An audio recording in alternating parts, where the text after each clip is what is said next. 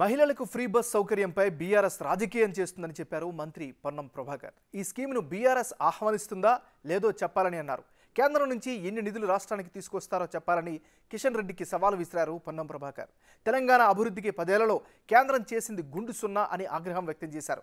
కేంద్రం నుంచి సాయం చేస్తామంటే కేసీఆర్ తీసుకోలేదని కిషన్ రెడ్డి చెప్పారు. మేము తీసుకుంటాం, ఇవ్వండని పొన్నం ప్రభాకర్ కోరారు. ఎన్నికల ముందు పథకాలు ప్రకటించి తర్వాత జారుకోవడం బీజేపీ బీఆర్ఎస్లకు పరిపాటిగా మారిందని ఆయన చెప్పారు. కేసీఆర్ గారి ప్రభుత్వం కేంద్రం నుంచి నిధులు తీసుకోవడానికి సంబంధించిన విషయంలో ఆయనకు సముఖత లేకుండే మేము తెలంగాణ ప్రభుత్వంగా అయ్యేలా కేంద్రం నుంచి మీరేమేమి నిధులు తీసుకురాగలుగుతారు, మేము ఏమేమి రిప్రజెంటేషన్స్ కేంద్రం నుంచి ఇప్పించగలుగుతారు, మేము రిప్రజెంటేషన్ సిద్ధంగా ఉన్నాం. ఇలా రాష్ట్ర అభివృద్ధి అనేది ఫెడరల్ సిస్టంలో కేంద్రం సహకారంతో కేంద్రము రాష్ట్రం కలిసి చేయాల్సిన అవసరం ఉన్నది. ఈ తెలంగాణ రాష్ట్ర అభివృద్ధికి మీరు 10 సంవత్సరాలు చేసింది గుండు సున్నా. కారణం కేసీఆర్ చూపెట్టిండు, మేము చేస్తామంటే వద్దంటుండని. మేము తీసుకోవడానికి సిద్ధంగా ఉన్నాం, మీరేం సహకరిస్తారు చెప్పండి. ఇలా ఎన్నికల ముందు వస్తే గిరిజన యూనివర్సిటీ ప్రకటిస్తారు, ఎన్నికల ముందు వస్తే ఇంకొకటి మాట్లాడతారు. ఇవన్నీ కూడా వ్యర్థమైన మాటలు. మీ డ్రామా, మీ యొక్క కథ అంతా కూడా కేసీఆర్ గారి స్క్రిప్ట్ పెట్టి ఆనంద్ కూడా చెప్పినాం. భారతీయ జనతా పార్టీ తెలంగాణ శాఖను నడిపేది టీఆర్ఎస్ పార్టీ.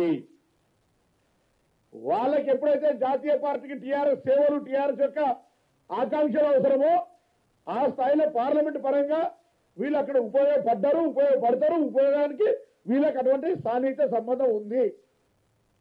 లేదంటే కాళేశ్వరం ఏటీఎం అని కాంగ్రెస్ చెప్పింది ఎప్పుడు. కాళేశ్వరం ఏటీఎం అని ఇదే టీఆర్ఎస్ నాయకులు. లిక్కర్ స్కామ్ లో కవిత గారు అరెస్ట్ చేస్తాం, కవిత గారు అరెస్ట్ చేస్తాం, ఇదే బీజేపీ నాయకులు. ఏటీఎం బీజేపీ నాయకులే స్లోగన్, లిక్కర్ స్కామ్ బీజేపీ నాయకులదే. కేసీఆర్ అవినీతి పరుడు, ఇంత పెద్ద అవినీతి కుటుంబ పాలన లేదని గౌరవ ప్రధానమంత్రి గారి నుంచి గల్లీ లీడర్ దాకా మాట్లాడి ఇలా మీరు విచారణ చేపట్టకపోతే మీ యొక్క శాంటిటీ, మీ యొక్క నీతి, మీకుండబడే విధాన పరణం మీద ప్రజలందరికీ ఒక ఆలోచన వస్తూ ఉంది. దయచేసి ఆలోచన చేయండి. మీరు మాట్లాడే ముందు ఒకసారి విచక్షణ ఉపయోగించండి. కేసీఆర్ తొత్తుగా మారితే ఇంత పూర్తిగా బాధ్యత రహితంగా తొత్తుగా మారకండి. ఎవరు చూస్తే ఎవరు నవ్వుతారు తెలంగాణలో బిడ్డలు. ఆయన దయదక్షిణతో పదవేస్తే మాత్రం ఒక పార్టీలో పుట్టి పెరిగినటువంటి కార్యకర్త పార్టీకి ఇంత అన్యాయం చేసే విధంగా మాట్లాడితే ఎట్లా? నిజంగా నీకు చిత్తశుద్ధి టీఆర్ఎస్ తో నీకు సంబంధం లేదంటే టీఆర్ఎస్ మీద విచారణకు ఆదేశించలేకపోయిన గతం. ఇప్పుడు మేము అడుగుతున్న విధంగా అనేకమైనటువంటి అంశాల లోపల కేసీఆర్ గారి కుటుంబం ఈ తెలంగాణ ప్రజలకు సంబంధించిన విషయం లోపల తప్పులు జరిగినాయి. వాటిని బహిర్గతం పెట్టే ప్రయత్నం చేయండి. ఈ రాష్ట్ర ఖజానాకు సంబంధించి మనం చెప్పినాం. ఈ రాష్ట్ర ప్రభుత్వం ఏ విధంగా అప్పులు తెచ్చిందో చూపెట్టినాం. ఈ రాష్ట్రం ఏ విధంగా షోకులోకి అయిందో, ఖాళీ ఖజానాతో ఎట్లుందో చూపెట్టాం. దానికి నడపడానికి కేంద్రం నుంచి ఏ విధంగా సహకారం చేస్తావో చెప్పు. మేము ఇవాళ చెప్పినటువంటి 6 గ్యారెంటీలు సోకులు పడడానికి ఎవరు కాదు. పేద ప్రజలకు గత 10 సంవత్సరాలుగా ఇల్లు కట్టినటువంటి ప్రభుత్వం మాట.